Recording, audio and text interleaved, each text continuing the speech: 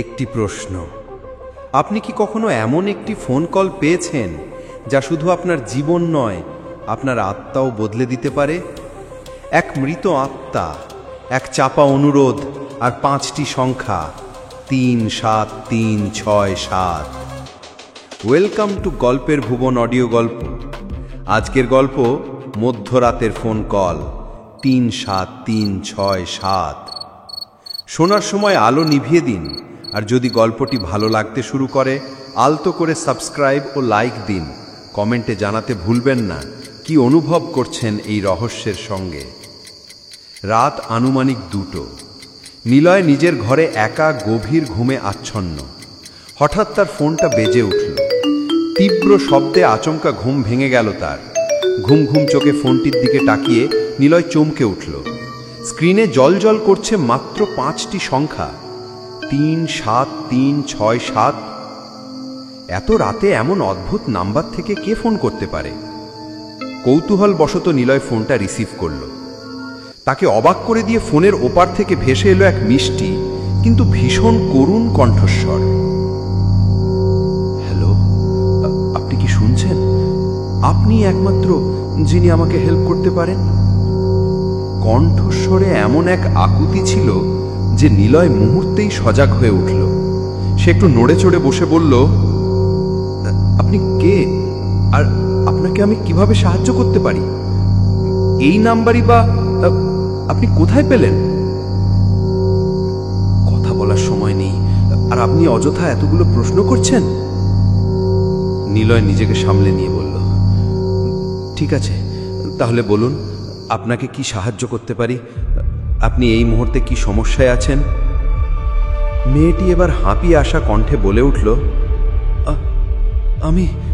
আমি তোমাকে কত ভালোবাসি। আমার লাশটা এখনো চাপা পড়ে আছে বাজারের নিচে। আজ সন্ধ্যায় কিছু দুষ্কৃতিকারী আমাকে মেরে ফেলেছে। নিলয়ের মাথাটা ঝিমঝিম করে উঠল। এসব কি বলছেন? এত রাতে আমার সাথে ঠাট্টা করছেন? মৃত মানুষ আবার কথা বলে নাকি? আপনি চলে আসুন, একবার নিজের চোখে দেখে যাবেন আমার লাশটা। বিশ্বাস না হলে নিজেই আসুন। কথাটা শেষ হবার আগেই ফোনটা কেটে গেল। নিলয় ফোনের দিকে তাকিয়ে স্তব্ধ হয়ে বসে রইল। তার হাত কাঁপছে, কপালে বিন্দু বিন্দু ঘাম জমছে। এ কেমন কথা? এ কি দুঃস্বপ্ন, নাকি কেউ তার সাথে ভয়ঙ্কর কোনো রসিকতা করছে? বাজারের নিচে লাশ, তাও আবার ঠিক অন্ধকারের ফিসফিসানো সিরিজের গল্পের মতোই শোনাচ্ছে। ঘরের কোণে রাখা আয়নার দিকে চোখ পড়তেই নিলয়ে আতকে উঠল। আয়নার প্রতিফলনে তার পেছনে আবঝা একটা ছায়া, ঠিক যেন একজন নারীর অবয়ব। তার চুলগুলো এলোমেলো আর মুখটা কেমন ফ্যাকাশে। ছায়াটা যেন ফিস ফিস করে কিছু বলতে চাইছে। নিলয় দ্রুত পেছনে ফিরে তাকালো। কেউ নেই। ঘরের ভেতর নিস্তব্ধতা, শুধু তার নিজের হৃৎপিণ্ডের দ্রুত শব্দ শুনতে পাচ্ছে সে। বাইরে থেকে হঠাৎ একটি প্যাঁচার কর্কশ ডাক ভেসে এলো, যা নিস্তব্ধতা আরো ভেঙে দিল। নিলয় আবার ফোনের দিকে তাকালো। সেই 5টি সংখ্যা 73367। এই মুহূর্তে সেই মৃত মেয়ের কণ্ঠস্বর যেন তার কানের কাছেই প্রতিধ্বনিত হচ্ছে। একবার নিজের চোখে দেখে যাবেন আমার লাশটা। তার মনে হলো এই মুহূর্তেই যদি সে ওই নাম্বারে ফোন না করে তাহলে কিছু একটা ভয়ঙ্কর ঘটনা ঘটবে। একটা অদৃশ্য শক্তি যেন তাকে টানছে বাজারের দিকে, সেই লাশটার দিকে। সে কি যাবে, নাকি এই সব কিছুই তার মনের ভুল? বন্ধুগণ, এখনো আপনি শুনছেন? ভালো লাগছে তো গল্পটা? তাহলে সাবস্ক্রাইব করে পাশে থাকুন। কমেন্টেই জানান নিলয়কে আপনি কি করতে বলতেন। নিলয়ের বুকের ভেতর অজানা আশঙ্কায় ধরফর করছে। সে কি আজ রাতে এক মৃত মানুষের ডাকে সাড়া দেবে, নাকি এই ফিসফিসানো কণ্ঠস্বর তাকে এক ভয়ঙ্কর ফাঁদে ফেলছে? সে যখন দ্বিধায় ভুগছে, ঠিক তখনই ফোনের ওপার থেকে আবার সেই কণ্ঠস্বর ভেসে এলো। এবার আরো স্পষ্ট, আপনাকে কোথায় আসতে হবে? এই ঠিকানায় চলে আসুন। দেখবেন পুরনো একটা বাঁশের সাঁকো রয়েছে, সেখানেই আমার লাশটা। ভুতুড়ে কণ্ঠের নির্দেশ শুনে হিমশীতল ভয়ে জড়সড় হয়েও এক অদ্ভুত টান অনুভব করে নিলয় ঘর ছাড়ল। টর্চের হালকা আলোয় আঁকাবাঁকা পথ ধরে শেষমেশ সেই পুরনো বাঁশের সাঁকর কাছে পৌঁছল। আবঝা আলোয় তার চোখ পড়ল একটা ছড়ানো ছিটানো লাশের ওপর। লাশটা দেখে ভয়ে রীতিমতো চমকে উঠল নিলয়। নরপিশাচরা কি নির্মমভাবে মেয়েটিকে শেষ করে দিয়েছে, ছিঁড়ে খুঁড়ে। তার শরীর যেন পাথর হয়ে গেল। মৃত মানুষ তাকে ফোন করলো কিভাবে, এই প্রশ্নটা তার মাথা ঘুরপাক খাচ্ছিল। আর কিছু ভাবার মতো অবস্থায় ছিল না সে। সঙ্গে সঙ্গে নিজের পকেট থেকে ফোন বের করে থানার ল্যান্ডলাইনে ডায়াল করলো। পুলিশকে খবর দিতেই তারা দ্রুত ঘটনাস্থলে এসে লাশটি উদ্ধার করে মর্গে পাঠালো। সবকিছু মিটে যাওয়ার পর পুলিশ নিলয়ের দিকে তাকালো। পুলিশ পরিদর্শক তৎক্ষণাৎ তাকে প্রশ্ন করলেন, তুমি এত রাতে এখানে কেন এসেছো, আর তুমি কিভাবে জানলে যে এখানে চলে আসতে হবে? নিলয় তখন হতবাক, কি বলবে বুঝতে পারছে না। ঠিক তখনই তার ফোনটা বেজে উঠল। সে ফোনটা রিসিভ করল। ফোনের ওপার থেকে একটাই শব্দ ভেসে এলো, বলুন, আমি ফিরছিলাম, টর্চের আলোয় লাশটা চোখে পড়ল, তাই সরাসরি আপনাদেরকে ফোন দিলাম। আশ্চর্যজনকভাবে নিজের অজান্তেই নিলয় যেন সেই অদৃশ্য সত্যির নির্দেশেই উত্তর দিয়ে দিল। অবশেষে নিলয় একটি স্বস্তির নিঃশ্বাস ফেলল। মনে মনে ভাবল, মেয়েটি তাকে এ যাত্রায় বাঁচিয়ে দিল। বন্ধুরা, যদি এই ভয়ের রহস্যে আপনি আরো ডুবে যাচ্ছেন, তবে সাবস্ক্রাইব দিয়ে পাশে থাকুন। লাইক ও কমেন্টের মাধ্যমে জানিয়ে দিন আপনি কি করতেন নিলয়ের জায়গায়। পরদিন সন্ধ্যাবেলা আবার সেই অদ্ভুত নাম্বার থেকে ফোন। নিলয় এবার বিরক্ত হয়ে ফোনটি বন্ধ করে ফেলল। কিন্তু অবিশ্বাস্যভাবে সেই বন্ধ করা ফোনেও কল বেজে উঠল। সে রিসিভ করল না, কিন্তু ফোনটি যেন স্বয়ংক্রিয়ভাবে রিসিভ হয়ে গেল।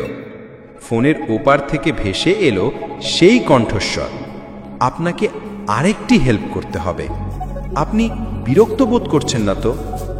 এবার নিলয় অধৈর্য হয়ে বলল, তুমি কেন আমার পিছু ছাড়ছ না? আমি তোমার কি ক্ষতি করেছি? মেয়েটি শান্ত কণ্ঠে উত্তর দিল, শুধুমাত্র আপনিই আমার মুক্তির পথ। মেয়েটির কথা শুনে ভয় আর আতঙ্কে একেবারে জমে গেল নিলয়। মেয়েটি বলল, তোমাকে কবর খুঁড়তে হবে এবং আমার জন্য একটি লাশ নিয়ে আসতে হবে। নিলয় পরিষ্কার জানিয়ে দিল, এটা কখনো সম্ভব নয়। মেয়েটি তাকে বোঝাতে থাকল, কিন্তু নিলয় কিছুতেই রাজি হল না। হঠাৎ একটা চিৎকারের শব্দে নিলয় চমকে উঠল। সে ফোন রেখে দ্রুত পাশের রুমে চলে গেল। গিয়ে দেখল তার স্ত্রী খাট থেকে পড়ে গেছে, মাথা ফেটে রক্তে ভরে গেছে বিছানা। নিলয় আর কিছু ভাবল না, দ্রুত স্ত্রীকে নিয়ে হাসপাতালে চলে গেল। হাসপাতালে রেখে চিকিৎসাধীন অবস্থায় 2 দিন কেটে গেল।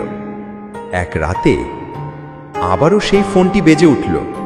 রহস্যের চরম শিখরে হাসপাতালের নিস্তব্ধতা ভেঙে ফোনের সেই পরিচিত রিংটোন বেজে উঠল। নিলয় ফোনটা তুলতেই সেই মেয়েটির গলা ভেসে এলো। এখনো রাজি নন? এবার কি করবেন? নিলয়ের মাথা কাজ করছিল না। তার স্ত্রীকে এইভাবে বিপদে ফেলার পেছনে নিশ্চয়ই এই রহস্যময়ী সত্তার হাত আছে। ভয়ে, ক্ষোভে আর অসহায়তায় নিলয়ের শরীর কাঁপছিল। কি চাও তুমি? সে প্রায় চিৎকার করে উঠল। আমার মুক্তি, মেয়েটি শান্ত স্বরে বলল। একটি নতুন লাশ, একটি নিষ্পাপ প্রাণ যা আমার জায়গায় আসবে। নিলয় স্তব্ধ হয়ে গেল। এই মেয়েটির কথা মানতে হলে তাকে একজন খুনি হতে হবে, কিন্তু না মানলে কি হবে? তার স্ত্রীর জীবন, সে যেন এক ভয়ঙ্কর ফাঁদে আটকা পড়েছে। সে ফোনটা কেটে দিল। সারা রাত নিলয় ছটফট করল। স্ত্রীর দিকে তাকিয়ে তার ভিতরটা দুমড়ে মুচড়ে যাচ্ছিল। পরদিন সকালে ডাক্তার এসে জানালেন তার স্ত্রীর অবস্থা আশঙ্কাজনক, মস্তিষ্কে রক্তক্ষরণ হয়েছে। সেই দিনটা ছিল নিলয়ের জীবনের সবচেয়ে অন্ধকার দিন। সন্ধ্যায় আবারও ফোন বেজে উঠল। নিলয় ফোনটা ধরতেই সেই কণ্ঠস্বর, সিদ্ধান্ত নিয়েছেন তো? সময় কম। নিলয় আর নিজেকে ধরে রাখতে পারল না। আমি পারবো না, আমি খুনি হতে পারবো না। মেয়েটি হাসল। সেই হাসি যেন হিম শীতল বাতাস হয়ে নিলয়ের মেরুদণ্ড দিয়ে বয়ে গেল। পারবেন। যখন আপনার প্রিয়জন বিপদে পড়বে তখন আপনি সব পারবেন। আমি অপেক্ষা করছি আপনার নিজের লাশের জন্য। নিলয় চমকে উঠল। তার নিজের লাশ! ফোনটা কেটে গেল। কিছুক্ষণ পর ইন্টারকম বেজে উঠল। নার্স তাকে ডাকলেন। স্যার, আপনার স্ত্রীর অবস্থা খুব খারাপ হয়েছে, আপনাকে এখনই আইসিইউতে আসতে হবে। নিলয় দ্রুত দৌড়ে আইসিইউর দিকে গেল।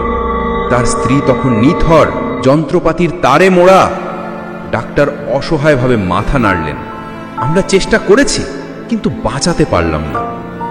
নিলয়ের পৃথিবীটা যেন থমকে গেল। স্ত্রীর নিথর দেহটার দিকে তাকিয়ে তার মনে হলো সে যেন এক জীবন্ত লাশ। বন্ধুরা, কি করতেন আপনি নিলয়ের জায়গায়? কমেন্টে জানিয়ে দিন। সত্যিই ভালো লাগলে লাইক ও সাবস্ক্রাইব করুন, কারণ নিলয়ের গল্প এখনো শেষ হয়নি। হাসপাতাল থেকে স্ত্রীর মৃতদেহ নিয়ে ফিরল নিলয়। কয়েকদিন পর সব শেষকৃত্য সম্পন্ন হল। নিলয়ের ঘর এখন নিঃসঙ্গ। শুধু দেয়ালে স্ত্রীর ছবিটা তাকিয়ে আছে নিঃশব্দে। কানে এখনো যেন ভেসে আসছে সেই 5 অঙ্কের গুঞ্জন, 37,367। নিলয় এবার আর দেরি করল না।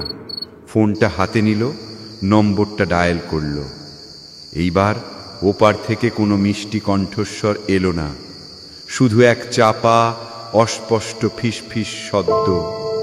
নিলয় ফোনটা কানে নিয়ে ফিসফিস করে বলল, আমি প্রস্তুত। এবার আমি তোমার মুক্তি দেব, এবং আমার নিজের মুক্তিও। রাত কেটে গেল। সকালে স্থানীয় সংবাদপত্রে একটা খবর ছাপা হলো। বাজারের পুরনো বাঁশের শাঁখের নিচে এক অজ্ঞাত লাশ উদ্ধার। মুখে ভয়ের চিহ্ন স্পষ্ট। তদন্ত চলছে। লাশটির পরিচয় এখনো অজানা। তবে আশেপাশের কেউ নিলয়কে আর দেখেনি। তার ঘর খালি, বিছানা অগোছালো, আর ফোনটা নিখোঁজ। শুধু বাতাসে ভেসে বেড়াচ্ছে সেই অদ্ভুত সংখ্যা 37,367, 37,367, 37,367। গল্পের ভুবন অডিও গল্প চ্যানেলের অন্ধকারের ফিসফিসানো সিরিজে আর কোনো নতুন গল্প আপলোড হয়নি। নিলয় নিজের জীবন উৎসর্গ করল এক অজানা আত্মার মুক্তির জন্য, আর সেই মুক্তির বিনিময়ে হারিয়ে গেল এক জীবন্ত গল্পকার, এক প্রেমিক, এক মানুষ। বন্ধুগণ, এই ছিল মধ্যরাতের ফোন কল 37,367, একটি সম্পূর্ণ কাল্পনিক রোমহর্ষ কাহিনী।